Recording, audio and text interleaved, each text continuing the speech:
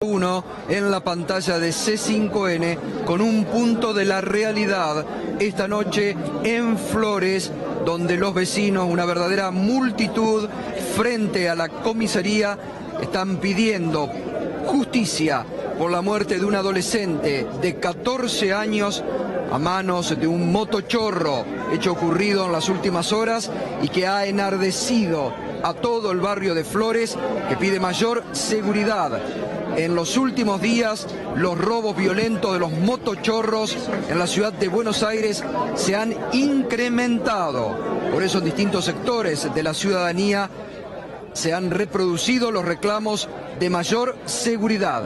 Esto ocurre en este momento en Flores.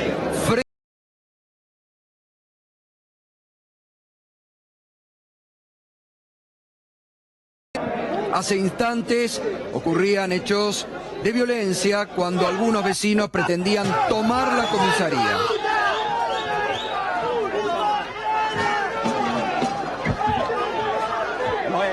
No era así.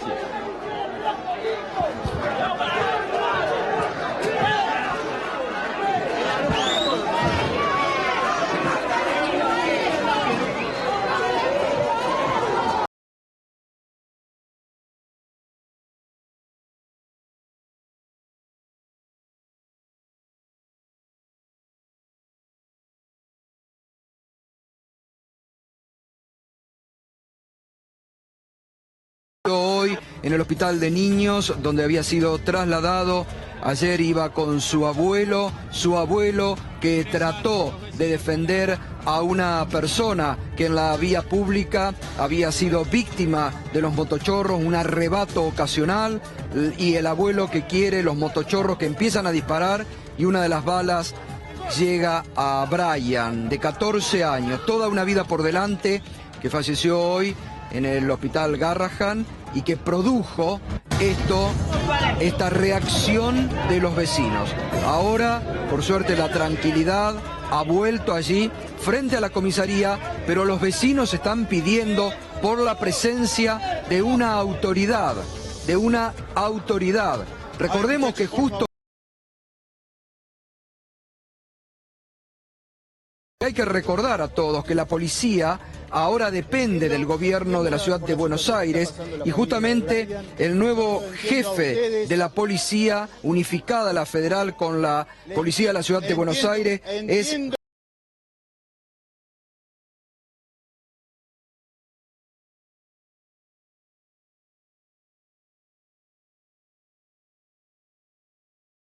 personal.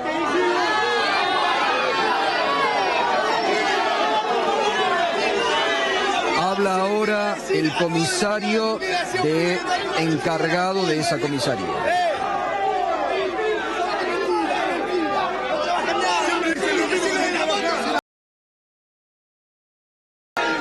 Eso tenés que decir. Que no te dan bola. Llamás a quien llamás, yo te escuché, y no le dan bola, y lo están regalando. Recordemos que la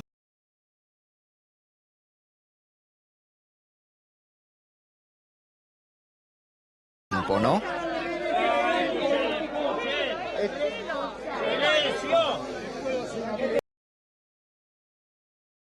Le quiero hacer una pregunta, señor comisario, como vecino del barrio.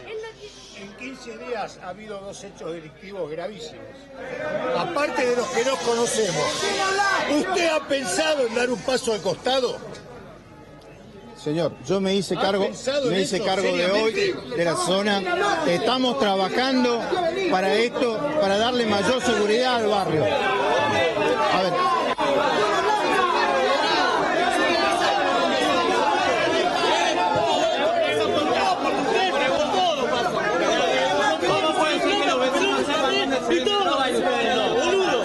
Que los vecinos sepan droga, y ustedes no.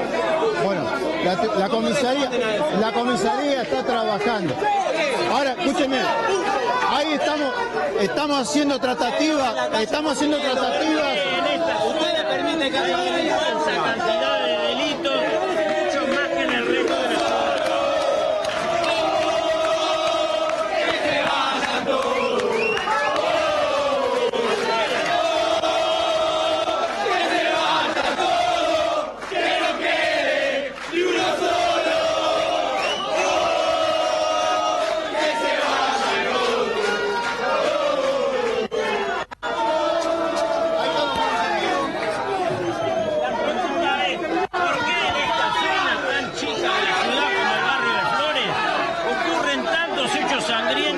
se producen en otras comisarías. Ahí estamos esperando que venga alguien del poder político. Ahora yo les voy a avisar, por favor. Esto claro que venga una autoridad del gobierno a calmar esto, porque adentro de la comisaría está el pueblo. Se saturó esto. Que venga el Estado a dar la cara.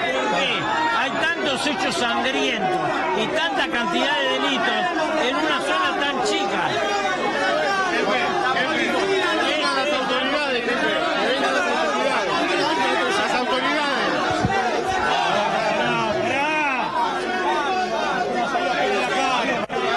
Bueno, los vecinos están pidiendo la presencia de un representante del poder político.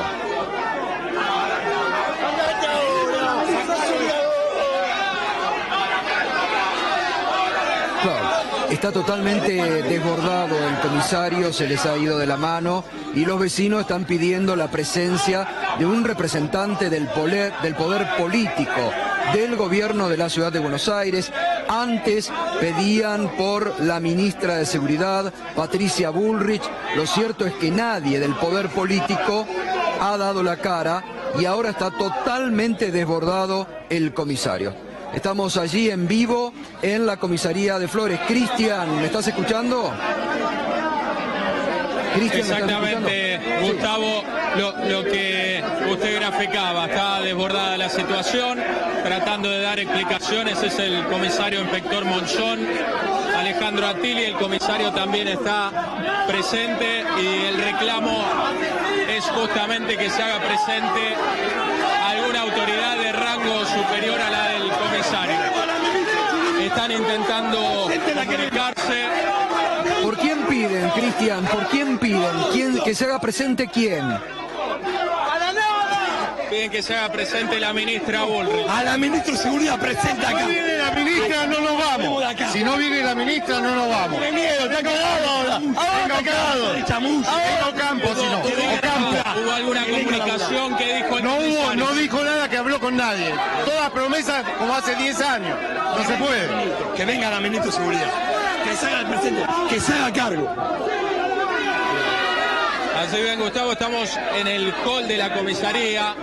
Allí está la oficina de guardia, donde ustedes pueden observar, es decir, los vecinos más los manifestantes pidiendo la presencia de Patricia Bullrich. ¿Los manifestantes ya están adentro de la comisaría, Cristian? Exactamente, es urgente, queremos el viene la patio ministra, de la no nos comisaría movemos acá.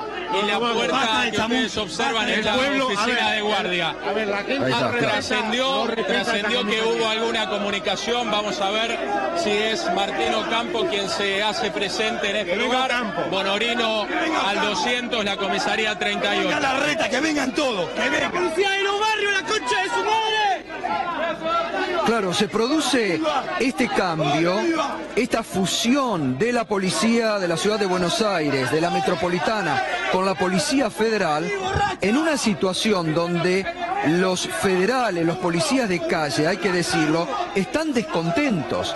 Hay un descontento, recordemos que incluso el propio jefe de la Policía Federal en algún momento manifestó este descontento y hay una situación en la Policía Federal, reitero, histórica, de descontento. No querían esta fusión con la Policía Metropolitana y ahí se está notando que hay una ausencia de una autoridad política.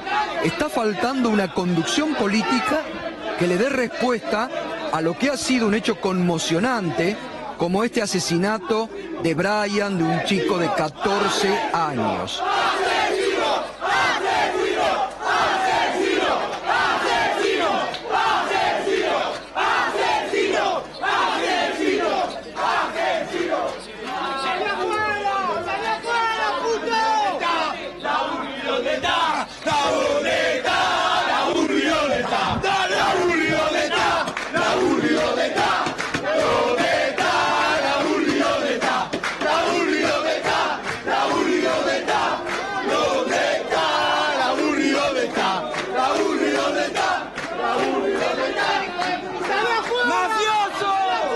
recordemos que hace instantes el jefe de la comisaría trató de hablar con los vecinos, pero los vecinos no le permitieron, Esto fue hace instantes cuando los vecinos tomaban la comisaría de Flores luego de no recibir las respuestas frente al asesinato de Brian a cargo de un motochorro en las últimas horas. Recordemos la situación, iba con su abuelo, el abuelo trató de defender a una mujer a la que le habían arrebatado la cartera en plena vía pública a las 2 de la tarde y la reacción de los motochorros fue balazos que terminaron en el cuerpo de Brian, 14 años, que hoy murió. Y cuando los vecinos se enteran de la muerte de Brian, la reacción espontáneamente fue frente a la Policía Federal de Flores en esta multitud que se ha reunido y que desde mediados de esta tarde permanece allí. Ahora están reclamando la presencia de una autoridad política.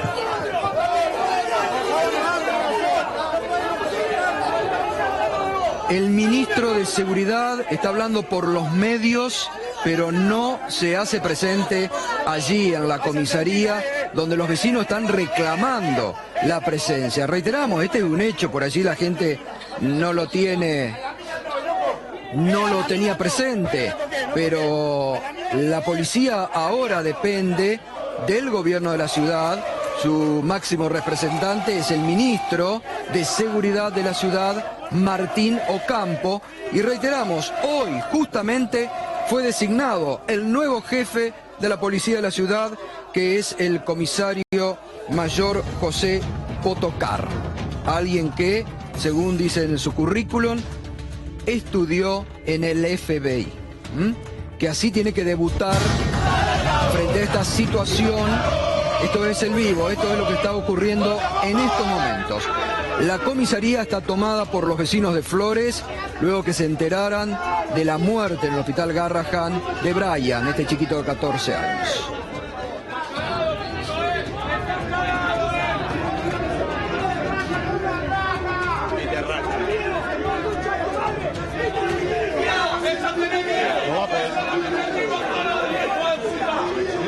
¿Qué va a hacer? Enseguidita, obviamente, con Alejandro Berkovich y con los invitados analizando a fondo la primera baja de importancia en el gabinete de Mauricio Macri, nada más ni nada menos que Alfonso Pratgay. ¿Lo echaron o dio el portazo en la cara del presidente? Enseguidita a fondo con la información. Mientras tanto, la realidad nos impone estar presente allí, en Flores, donde los vecinos no se van frente a la comisaría y están pidiendo la presencia de una autoridad política que por el momento no aparece. Los comisarios, los encargados de la seguridad de esa comisaría, totalmente desbordados, sin respuestas frente a la gente.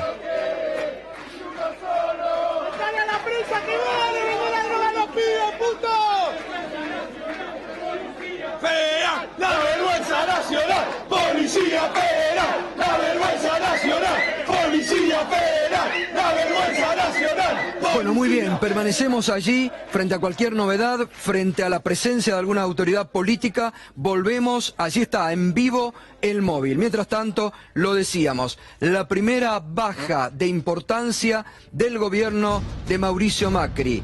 Se va Alfonso Pratgay. Lo decíamos la semana pasada, la salida de Isela Costantini de Aerolíneas Argentinas estaba marcando un nuevo rumbo en el gobierno de Mauricio Macri.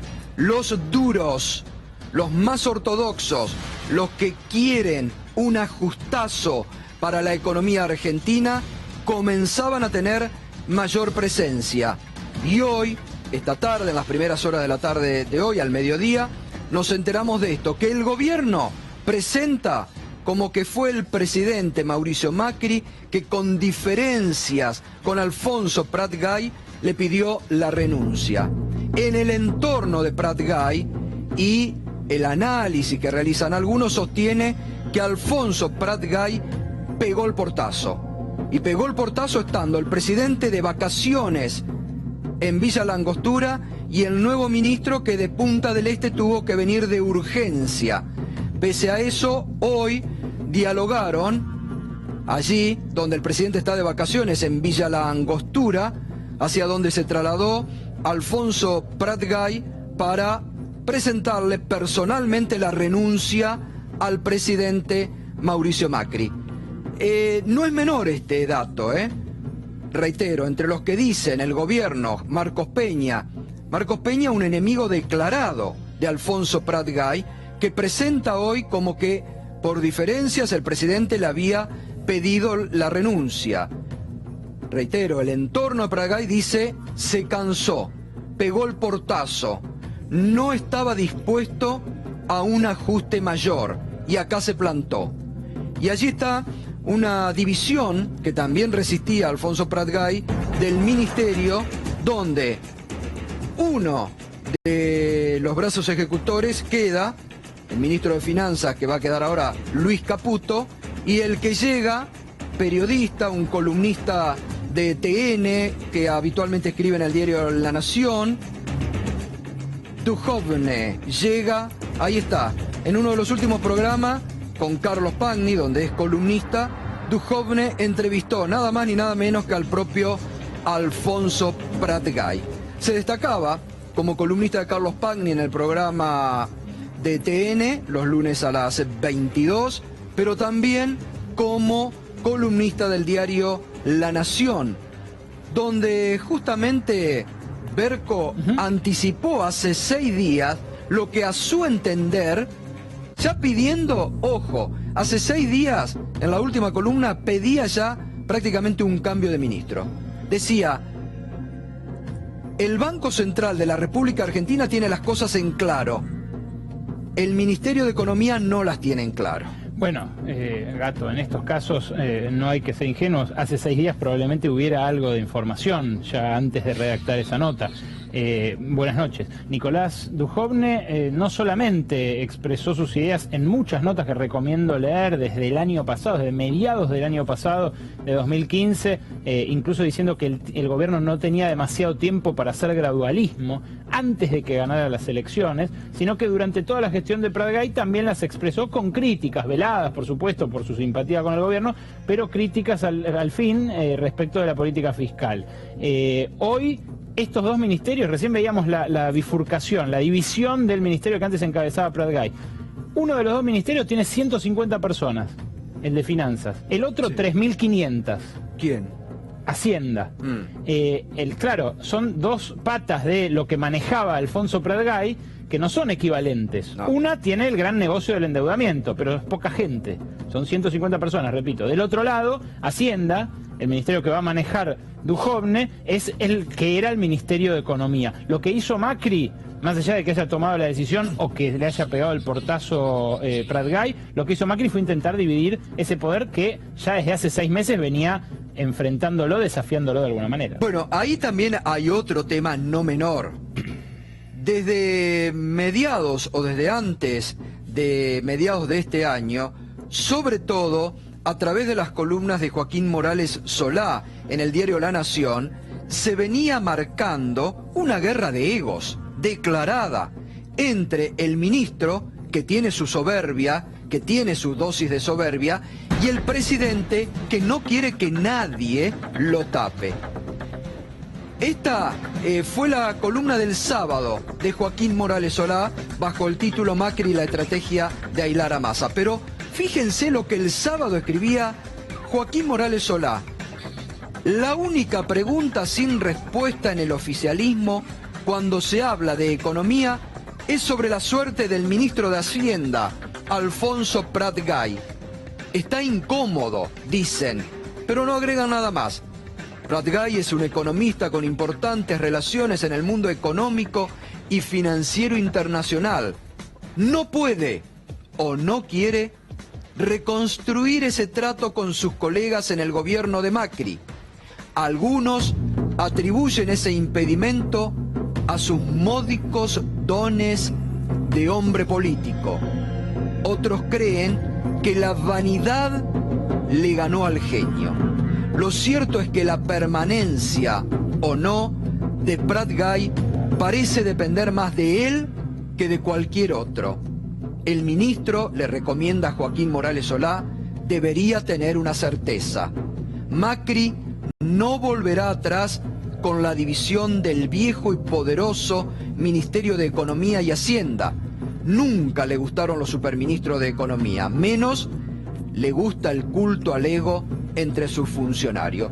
Y esto da la pista para aquellos que indican que fue Alfonso Prat-Gay el que pegó el portazo. No era la primera vez que Alfonso Prat-Gay se enteraba por Joaquín Morales Solá de lo que el presidente pensaba de él. Ya había ocurrido hace poco, hace unos meses atrás, cuando en una charla off the record, el propio presidente después tiene que salir al cruce y dijo, bueno, esa era una charla off the record.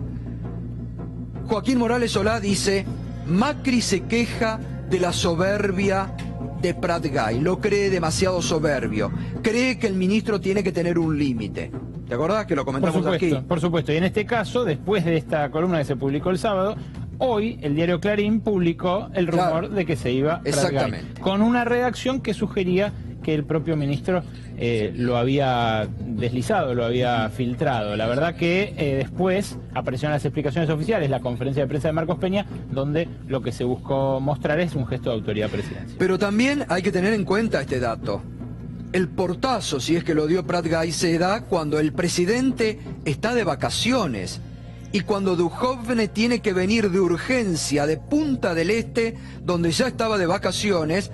Es tal que llegó hoy con una mochila y con ropa informal a la Casa Rosada y no le pudieron sacar ninguna foto oficial en la reunión que mantuvo con el jefe de gabinete por la informalidad con la que llegó de apuro a la Casa de Gobierno.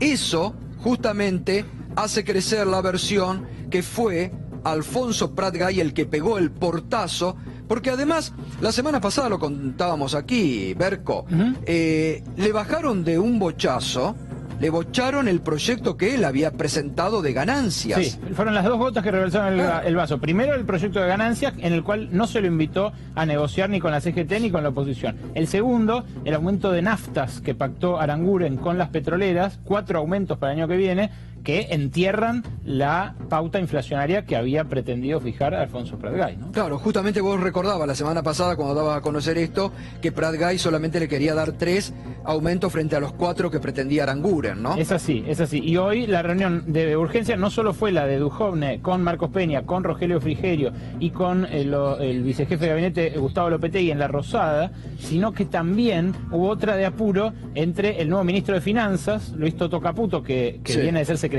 de Finanzas, es el hombre que firmó con los buitres, con Mauricio Macri en el sur. Estaba también de vacaciones en el sur, Caputo, pero debió ir de emergencia a Cumelén, donde está descansando el presidente. Bueno, son viejos amigos, ¿no? Porque también es un egresado del Newman, Luis Caputo. Es un primo de Nicky Caputo, el hermano del alma del presidente, y bueno, viene justamente del sector financiero, igual que Duhovne. Acá lo que tiene que quedar en claro es que ganan terreno político los CEOs del gobierno, los que dicen y los que se enfrentan a la economía. Pierde poder frente a esta división, frente a esta ida de Alfonso Prat-Gay, el sector político. Porque no pasó desapercibido un gesto de Rogelio Frigerio la semana pasada cuando le tiende una mano salvadora tal vez a Alfonso Prat-Gay y lo suma a la reunión con los gobernadores. ¿Te acordás, Berco? Sí, claro. Lo que pasa es que tiende una mano política Frigerio, porque hoy cercanos colaboradores a Emilio Monzó dicen, y la verdad que no es un buen gesto. Ganan aquellos que el presidente en la última reunión del gabinete ampliado marcó como sus ojos y su pensamiento. Quintana, Marcos Peña y Lopetegui. Es que igual que en el trato con los periodistas, que eran muy desagradables, Prat-Gay, también parece que tenía el mismo trato con los ministros, con los funcionarios. Bueno, por eso digo, muchas veces, y en la experiencia larga que uno tiene en análisis político y económico, hay que ver mucho el tema de la psicología. Y chocaban acá los egos de Alfonso Prat Gay y el ego del presidente, que no quería y sentía muchas veces Macri, lo que le marcaba Joaquín Morales Solá. Lo que le marcó a Joaquín Morales Solá hace algunos meses atrás y lo que le marcó, pongamos de nuevo la columna de Morales Solá, cuando dice, la vanidad tragó al genio. Le escribe el sábado Morales Solá.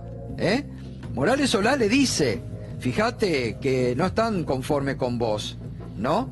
Y adelanta ahí cuando dice, la vanidad le ganó al genio. Lo cierto es que la permanencia o no de Prat Gay parece depender más de él que de cualquiera. Macri y Sá aparentemente tenían la información de esta división que no le gustó. Pero fíjense, la vanidad le ganó al genio.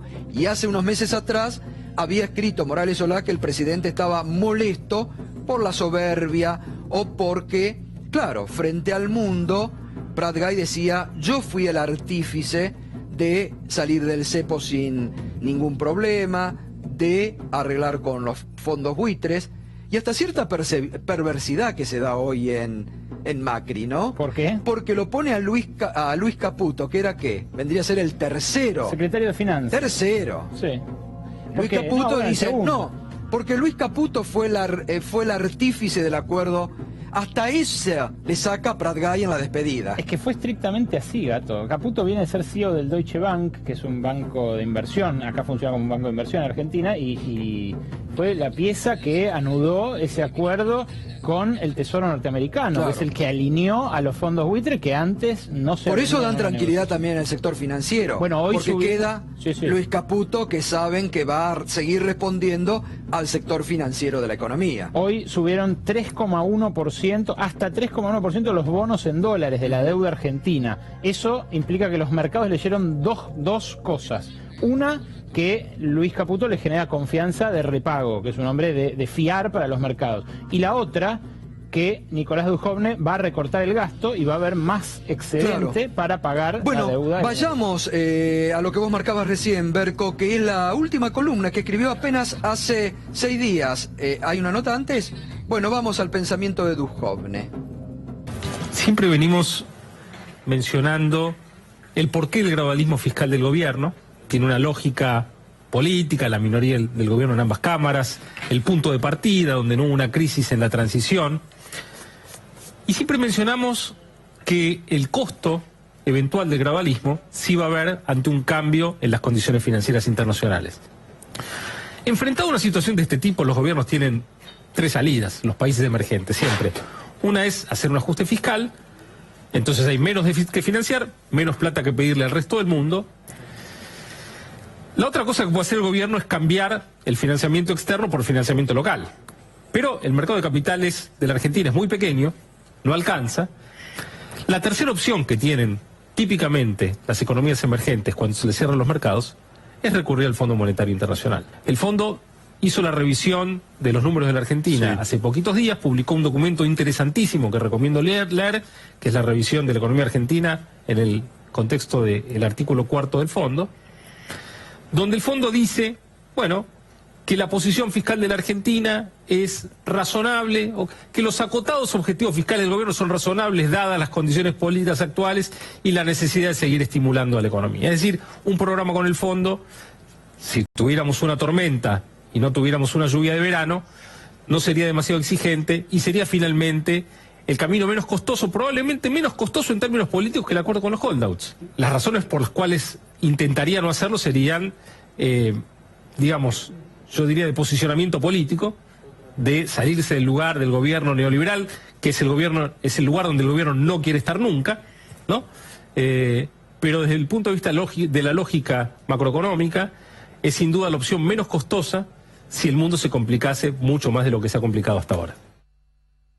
Ahí está el pensamiento de el nuevo ministro de Hacienda, Dujovne, reclamando un acuerdo con el Fondo Monetario Internacional. Y después lo escribe en esto, que fue la última columna hace 6 días. Las alarmas empiezan a sonar, donde ya habla, donde le pega, salva al presidente del Banco Central, es su amigo, Federico Sturzenegger, ¿Y dónde le pega a la conducción económica? Dice que no tiene un plan para los próximos años. Perdón, Gato, te agrego algo. Eso que vos decís es en otra nota, en la que es de hace 6 días. Esta nota que estamos viendo ahora es anterior. Ajá. Es una nota de fines de noviembre, del día 29 de noviembre, que es donde puso por escrito lo del Fondo Monetario.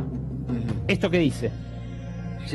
Si la sequía de fondos externos se prolongase, si lo quisiera el gobierno, podría recurrir al Fondo Monetario Internacional. Un programa en el que el fondo desembolsa 25.000 millones de dólares sería fácilmente obtenible y las condiciones que impondría el organismo serían pasablemente laxas para el gobierno. Fíjate qué interesante la aclaración que hace en el video que vimos antes. Claro. Porque Duhovne, que para los que no lo conocen, les digo, es un hombre muy inteligente, lo que tiene es una doble lectura. Dice, macroeconómicamente nos conviene ir al Fondo Monetario.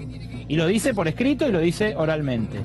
Pero como es a la vez un hombre que milita desde el colegio secundario, que hizo en Vicente López, dice, el gobierno no quiere ponerse en ese lugar, no quiere el símbolo del gobierno neoliberal que vuelve al Fondo Monetario. Sí, lo que no es en esa tensión va a tener que navegar. Lo que no es un dato menor es que es un columnista que estaba en TN y que escribía en el diario La Nación. Creo que es la primera vez que llega a ministro de Economía un columnista, ¿no? Sí. Y además con una cuestión. Lo primero que hizo Nicolás Duhovne cuando se enteró que había sido designado el nuevo ministro de Hacienda, cerró su tuit.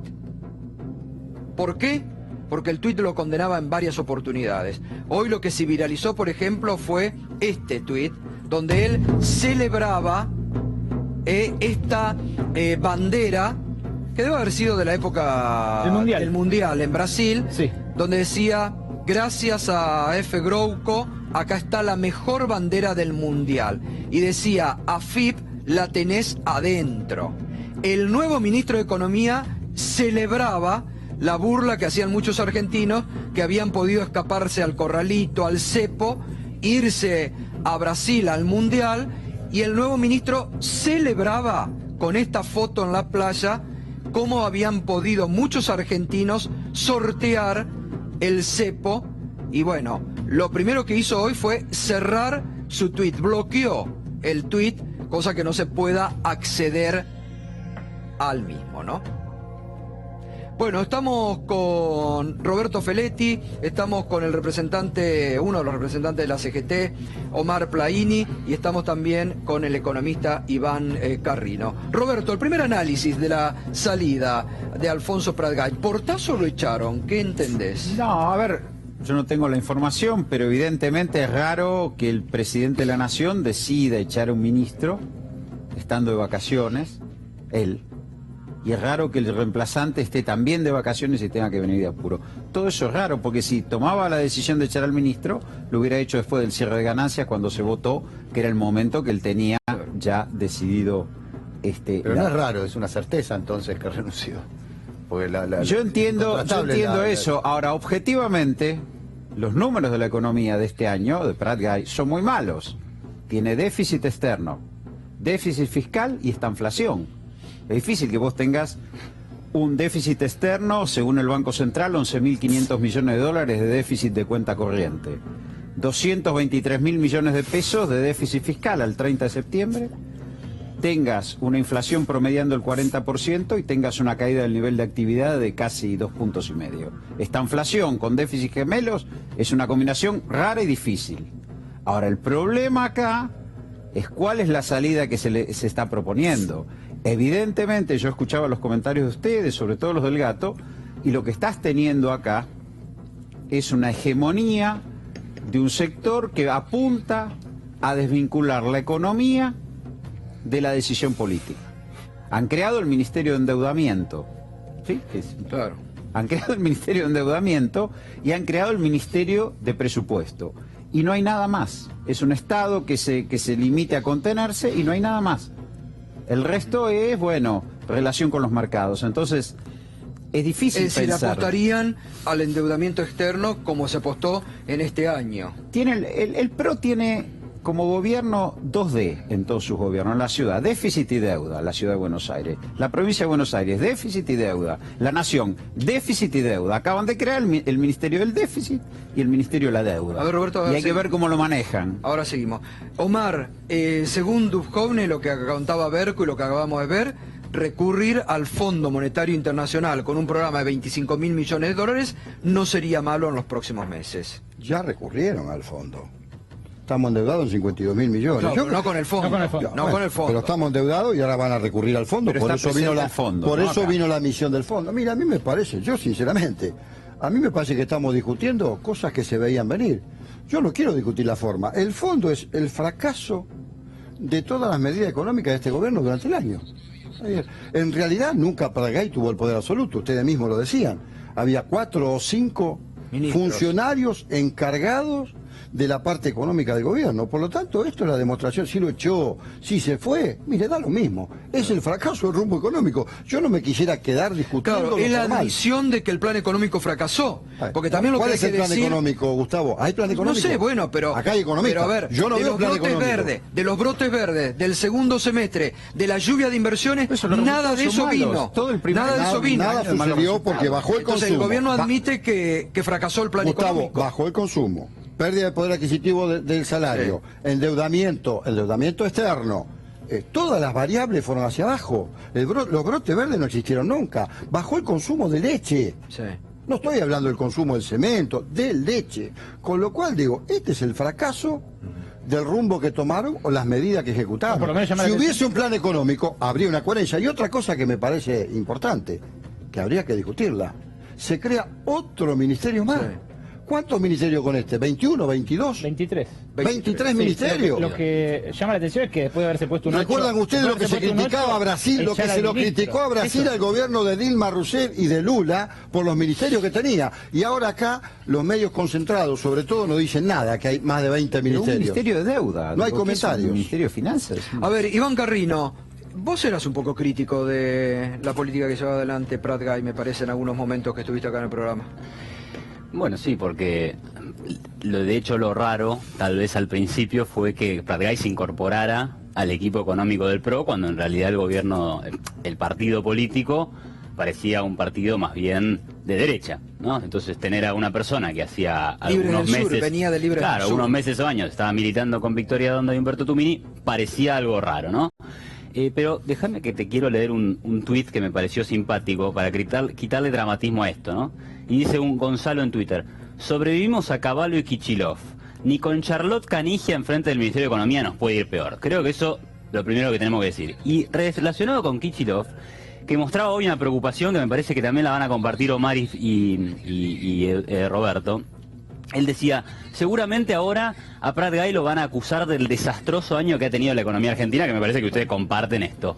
La verdad es que Kicillof tiene todo el mérito por el desastroso año de la economía en 2016. Perdón, se lo lleva él solito, Iván, por eso digo. Hay que por eso te digo. Hace un año estuvo Pratgay, pero por eso te digo. Traer a Kicillof es medio fuera de término. Bueno, él habla y es diputado. Lo que te quiero decir es, yo puedo ser crítico. No maneja la economía. Yo puedo ser crítico con Pratgay. No la maneja, pero la herencia que dejó explotó en 2016 y es responsabilidad del kirchnerismo, cosa que he dicho acá tantas veces. Pero Iván, el INDEC la semana pasada corrigió el crecimiento económico de la Argentina en el 2015, 2,8. Gustavo, 2,8 el crecimiento de la economía. Ese dato no se discute, pero tenés que mirar el promedio de los últimos 4 años. se va con una inflación interanual del 40%, cuando el año pasado era el 25%. Producto de dejar de reprimir precios. Hay una cosa que no es herencia del kirchnerismo.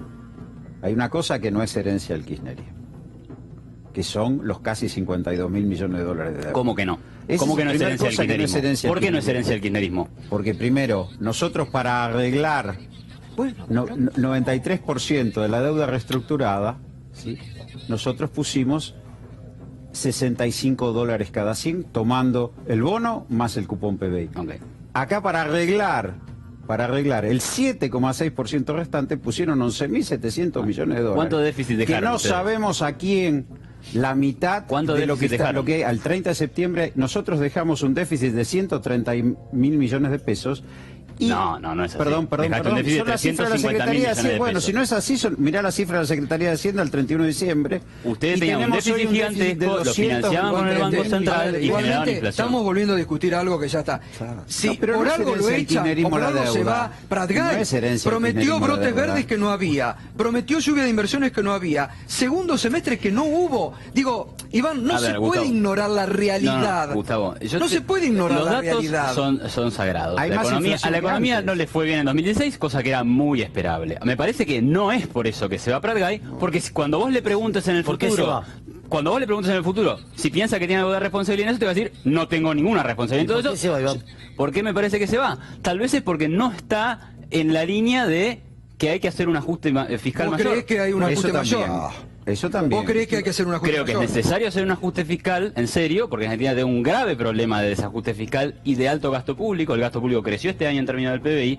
Entonces, ahí hay que atacar ese tema de manera directa. Bueno, pero El tema es que Prat Gay me parece que no quería ir a ese sentido. De hecho, tuvo expresiones como, por ejemplo, decir, en el medio de una recesión no podemos bajar el gasto público, siguiendo la libreta keynesiana. Pero una cosita. Siguiendo la libreta keynesiana, que cuando Keynes proponía aumentar el gasto público en los años 30, el gasto era el 4% del PBI en Estados Unidos y había equilibrio fiscal con deflación. Y el proyecto... Acá tenés 40% de gasto, déficit gigantesco e inflación del 30%. Me parece que esto es lo que más vale la pena y a lo que más le puede sacar el jugo la gente nos está mirando. El plan que tiene Duhovne para el área fiscal. Lo sugería un poco en algunas de las notas de La Nación que mostramos. Pero habla de los empleados públicos incluso. Esa Lo tenemos, a ver. Nosotros tenemos una placa de una presentación que hizo ante inversores y financistas a fines de agosto de este año, que hizo como titular de la consultora Nicolás Duhovne y Asociados, porque tiene como varios roles. Duhovne, uno es de consultor, otro es de periodista y otro ahora es de político, que lo tuvo desde siempre.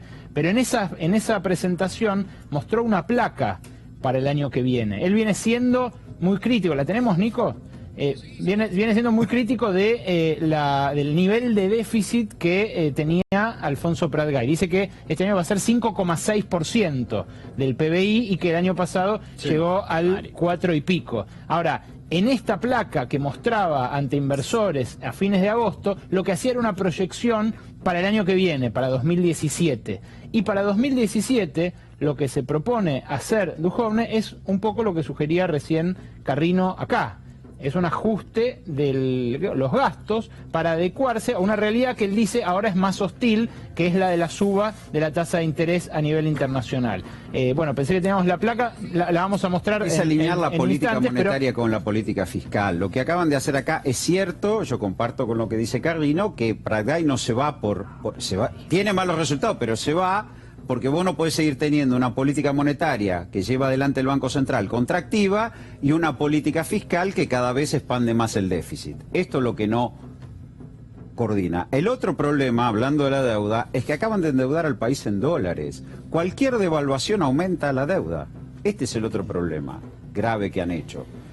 Entonces el gobierno hoy está de cara a un ajuste fiscal monumental en este camino, por un lado. Y por el otro, no hay nivel de actividad.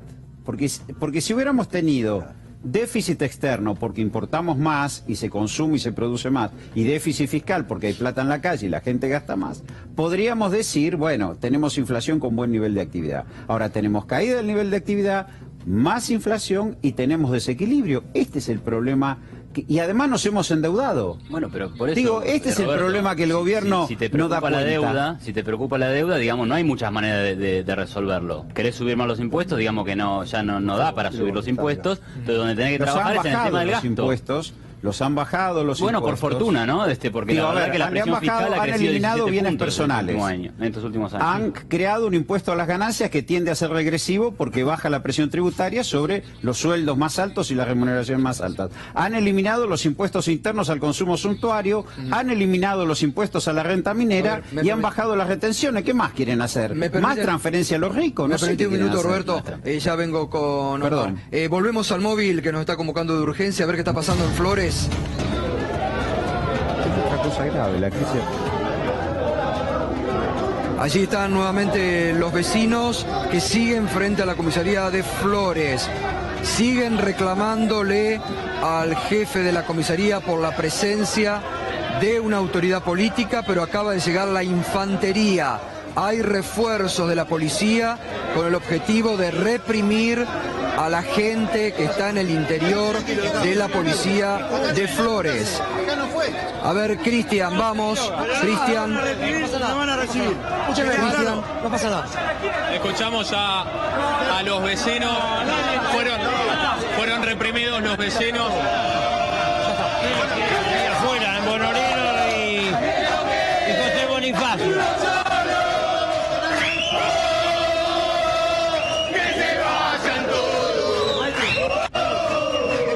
Bueno, pero Un policía tuyo con recorrido. Y no me está dando bola. Llegaron refuerzos policiales, Gustavo, sobre Bonorino, del lado de afuera. Ustedes observan el interior de la comisaría 38, donde continúa esta manifestación, donde los vecinos reclaman una presencia política. Que no llega, o eso advierten que van a permanecer en el lugar. Claro, no llega ningún representante político. Bueno, comunicale ahí a los vecinos que a través de algún canal Martín Ocampo dijo que no iba a hacerse presente. Entonces, Cristian. una autoridad más que vos, ¿verdad? No, Exactamente. Yo soy el yerno. Yo soy el abuelo. Escuchame una cosa. Escuchame. Habla todo lo que quieras. Ahora vamos a ver si podemos conversar con alguno de los vecinos. Habló con los medios el ministro Martín Ocampo, que no están dadas las condiciones para hacerse presente en el lugar. ¿Alguno lo escuchó? ¿Qué información manejan los vecinos? ¿Qué dijo el comisario? No sé qué dijo, porque no... Es lo que pasa, porque las mentiras, nosotros nos enteramos enseguida de las mentiras. Entonces que venga y acá no se va nada. Los pibes no se matan.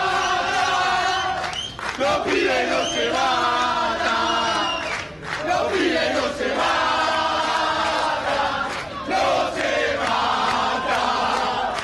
Los pibes no se matan. Bueno, lo cierto es que lo han dejado al comisario a cargo de toda la situación y el ministro Ocampo, que a través de los medios ha dicho que no se va a hacer presente en el lugar y hay un refuerzo de la infantería. Volvemos en cualquier momento a Flores, Omar Plaini. Lo escuchaba Iván y creo que se escucha en el gobierno lo que claramente están hablando del reordenamiento del gasto. Y reordenar el gasto en este modelo que ya lo vivimos es ajuste. Es más ajuste para los trabajadores, más ajuste para el sector vulnerable. Nunca el ajuste lo hacen los empresarios, jamás ellos quieren perder de pagar un poquito. Entonces a mí me parece que lo que tendría que hacer el con gobierno... este escenario, el brindis del otro día de la CGT, ¿no es raro? Ya te lo explico, no es raro. Ya te lo explico. A mí me parece que deberían de dejar de enjuiciar el pasado el gobierno, no olvidarse del presente y dejar de generar incertidumbre para el futuro, que es lo que está sucediendo. Entonces, reordenamiento del gasto es claramente los economistas que lo vienen corriendo por derecha al gobierno, y siempre lo cito a José Esper, porque dice que hay que despedir más de 1 millón de trabajadores del Estado. Están hablando claramente de eso. Escucharlo a Broda, a Esper. Me preocupa, Iván, si pensás eso, porque creo que es lo que van a ir. Con respecto al otro, yo te voy a decir una cosa. La CGT, después de un largo proceso, le costó unirse mucho y lleva 4 meses de unidad. Yo coincido con vos que la foto no es oportuna. También es una foto que está alentada, alimentada por los grandes medios, con el carácter y el título de brindis. ¿Qué lo llevaron? No, déjame que te conteste. Berco. Si me interrumpen, si me dejás terminar la idea, no, está bien. Digo, a ver, yo comparto con ustedes que la foto no es feliz y en este momento. Ahora, hay un trabajo que hizo la CGT de acumulación política con los sectores sociales, con los movimientos sociales, con las empresas recuperadas, con las cooperativas de trabajo, que ha llevado a buscar y lograr varios paliativos. El ingreso de fin de año para los jubilados, para la asignación universal por hijo, la exhibición del aguinaldo. Claro que no es el ideal ni es el momento, pero bueno, eso lo discutiremos dentro de la CGT, porque ustedes saben que hay 3 líneas que nos hemos unido y tenemos diferencias, claro que tenemos diferencias. Yo apuesto siempre a enriquecer las diferencias. Ahora, ustedes me preguntan, miramos esta foto y en un contexto con 500 trabajadores del CONICET peleando, es muy difícil. A ver, Omar, vamos a ir a las proyecciones de Duhovne, que esto es lo interesante. Berco. Sí, esto lo veíamos a fines de agosto en un seminario organizado por Research for Traders, una consultora de la Citi. Ahí ven el logo de Nicolás Duhovne y Asociados, Economía, Política, Mercado, agosto 2016, y las proyecciones. Fíjense las que hace para 2017. Bueno, dice que en 2016 iba a cerrar, en ese momento lo proyectaba, ¿no? En agosto, un aumento de los salarios del 34%, un aumento de la inflación del 40%, o sea, una pérdida del salario del 6%. Notable, incluso si se toma el promedio ponderado de todas las inflaciones, hablaba del 43%, o sea, de una caída del salario real de casi el 10%, y luego para el año que viene proyectaba, si se hacían las cosas bien, un 28% de aumento de los salarios con una inflación del 21% y una devaluación del 14%. Perdón, la inflación del 21% es nuevamente la del INDEC, la 22% era agregando el promedio ponderado de todas las mediciones inflacionarias. Ya esa inflación del 22% se da de bruces con la proyección que hace el Banco Central del 12 al 17. Y con el presupuesto. Y con el presupuesto, que también 17. La plantea en el 17. Ahora, lo que proyecta es que se va a recuperar la mitad del poder adquisitivo de los salarios perdido durante este 2016. Hay que ver cómo sale eso, pero en principio la proyección que hacía Duhovne en agosto era esa. También bueno, tenemos, la misión del fondo, también tenemos, Gustavo. espera un minuto. Tenemos también la opinión de Duhovne sobre los empleados públicos, que Abraham Plaini, a ver si lo podemos ir buscando, por favor, para ponerlo, porque también es importante ver el pensamiento que Duhovne tenía sobre, o tiene, sobre los empleados públicos, ¿no? Porque ese sí fue un tema donde Alfonso Prat-Gay este año, desde la grasa militante sobrante del Estado que él hablaba, hicieron mucho hincapié, donde el gobierno, justamente en los últimos días, vimos y escuchamos que Macri había pedido que en los distintos ministerios se unifiquen partidas, programas, para achicar el gasto de los ministerios. Esto en la última ¿no? reunión del gabinete ampliado fue clarísimo, les dijo a todos los ministros que tienen que elegir 10 programas de cada ministerio y 10 programas, los más prescindibles, para discontinuarlos, para fusionarlos con otro ministerio o discontinuarlos. Es algo que tienen que proponer. El último programa económico de baja nominal del gasto público fue el de López Murphy, que pretendió recortar universidades, la educación 13% de salarios públicos y 13% de jubilaciones. Duró 3 semanas al frente del ministerio, con respeto por López Murphy, ¿no? El último programa de baja nominal del salario fue ese. Digo, guarda con lo que va a ocurrir acá, ¿eh? Bueno, de ahí Roberto, hay que mencionar yo te diría, no tanto respeto, porque si siempre atacamos a los sectores más vulnerables, no es para respeto. No hago los juicios de valor. No, pero yo digo, no apuntemos al juicio de valor, hay que hacerlo porque siempre le apuntan al sector más débil, siempre se corta, parece que la última programa de baja nominal de salario duró 3 semanas en explícita. Después hubo otras. Después hay, bueno, ese es el golpe de mercado. Esa es la devaluación que licuó. 2014, por ejemplo, ¿no? Dos cosas ahí, ya que vamos a leer las notas de Duhovne. Duhovne en realidad está proponiendo, si querés, pues podemos leer en sus notas, un congelamiento real del gasto. No está en ningún lado dice voy a bajar el gasto público en términos nominales. Es una solución a la brasileña. Sería una solución a la brasileña, hay que ver si funciona, hay que ver. Pero lo primero. Después, Omar, habla del ajuste, entonces hay que poner la valoración, está mal, qué sé yo. No. Acá el problema es, ¿quién ajusta? ¿Ajusta el gobierno? ¿Por primera vez en la historia alguna vez ajustará el gobierno? El problema es dónde ajusta, no quién, pero lo primero es, va a ajustar. Tenemos un ajuste que acá se dio en la forma de un 1000% de inflación que generó el gobierno anterior, ¿sí? Tenías un cepo cambiario donde le prohibías comprar dólares a la gente, no le permitías importar a la industria, que quedó frenada por los últimos 5 años con salario en ese periodo? Cerraron los frigoríficos, no hay ajuste ahí, ¿sí? Mataste al sector exportador. Mataste al sector exportador. Sí, creció. Te salteas las paritarias. Está perfecto, pero en otros países crecen los salarios en términos reales sin tener 25 de inflación por año. Entonces, Roberto, no me digas que acá aguante que crezcan los salarios. Tenés países normales donde hay poca inflación y crecen los salarios. Iván, un sector del sindicalismo fuimos críticos con la segunda gestión de Cristina Fernández de Kirchner, pero debo reconocer que nosotros compensábamos con la discusión paritaria y fuimos los primeros que dijimos que no se podía sostener el 25% de inflación, pero ahora pasamos al 42%. Aparte, por un año más el endeudamiento fiscal, porque tuviste que reconocer los precios que estaban reprimidos. Empezamos a convalidar datos, 1000% de inflación no hubo. Pero además, pero por en favor. 12 años, digo, pero además, lo sorprendente que nosotros tuvimos todas esas cosas negativas. Ahora, se producían 13.700.000 litros de leche, se consumían más de 105 kilos de carne per cápita, no solo de vaca, sino pollo, cerdo. Cayó el consumo de carne. Cayó la producción, entonces hoy tenemos, la cabeza de ganado. Entonces hoy tenemos más inflación que antes, tenemos más deuda que antes, gracias a la herencia. tenemos más deuda que antes, tenemos más desempleo que antes, tenemos más desequilibrio externo que antes, tenemos más... Contame a ver cuál invocaron. Pero obvio, si una que se han invocado. Pero si dejaron miles de bombas a punto de estallar. Nosotros no dejamos ninguna bomba porque no explotó a nadie dejaste hasta un cepo ahora. cambiario que no existe en el mundo. A ver, solo en Venezuela tenés cepo cambiario. Siempre y existe en todas partes del mundo. No, decime un país que tenga cepo cambiario como lo tenía Argentina. Y el desequilibrio no es por el sector comercial, sino por el atesoramiento de dólares financieros. Por eso hay desequilibrio cambiario. Y además, la liberación del cepo, ¿a quién benefició? ¿Se exporta más hoy? A todos. ¿A quién? A todos, a los que porque hoy compran tenemos dólares. libertad. ¿Se exporta más hoy? ¿Hoy exportamos más? Creció 20% la exportación. Hoy exportamos más, el último mes menos volumen de exportación. Un crecimiento de exportación del 20% en la manufactura de origen menos exportaciones que el año pasado con cepo. Iván, y en cantidades crecemos. Iván, una consulta. ¿Vos crees que era necesario quitarle las retenciones al campo y a las mineras, por ejemplo? ¿Crees que era necesario? Pero desde ya, obviamente que era necesario. Las retenciones son un impuesto que no existen en general en la región. Son un impuesto que pone en pie de desigualdad a las personas que exportan, ¿sí? Porque nadie, o sea, el sector comercial no tiene retenciones, la industria no tiene retenciones. Bueno, sí, tenía una retención industrial que la sacaron también. 5%. Entonces, obviamente, es poner en pie de igualdad a todos los sectores productivos. Vamos a poner en pie de igualdad a los trabajadores. Obvio que menos impuestos es bueno para los trabajadores. ¿Qué opinan los jóvenes sobre el empleo público y sobre los empleados públicos? Año 2003. 2003, 2.2 millones, hoy 3.6.